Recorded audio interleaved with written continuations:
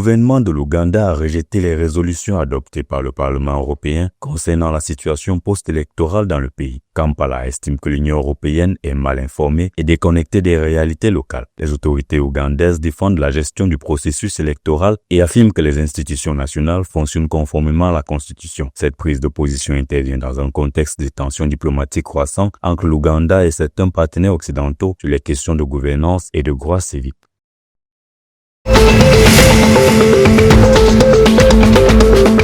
Les gouvernements de Djibouti, Éthiopie, Soudan du Sud et Ouganda ont signé un accord pour créer l'autorité du corridor dessus Djibouti, Éthiopie, Soudan du Sud, Ouganda, visant à relier les ports de la mer Rouge à la région des Grands Lacs et à stimuler le commerce régional. Le projet, soutenu par l'Union européenne, ambitionne de réduire les coûts logistiques et les délais de transit en harmonisant les réglementations entre les 4 pays. Le ministre djiboutien des Infrastructures, Hassan Oumed Ibrahim, a salué l'initiative comme symbole d'intégration africaine, tandis que son homologue éthiopien, Alemoussi Mefaïssa, a qualifié le corridor de levier vital pour la croissance économique de l'Éthiopie.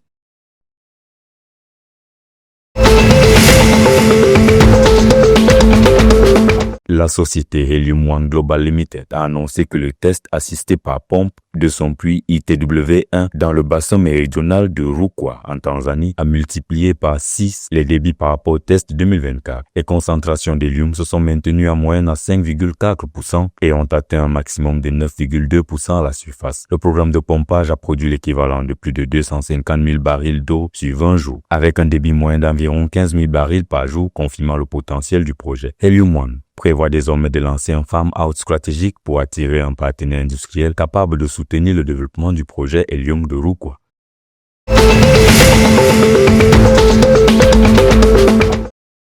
Une grève des contrôleurs aériens perturbe fortement le trafic à l'aéroport international Jomo Kenyatta, principal hub du Kenya. De nombreux vols enregistrent des retards, tandis que des passagers restent bloqués dans les terminaux depuis plusieurs heures. À l'origine du mouvement, des revendications liées aux conditions de travail et à la mise en œuvre d'engagements sociaux. Les autorités kenyanes ont engagé une médiation afin de trouver une issue rapide à cette crise qui affecte le transport aérien national et international.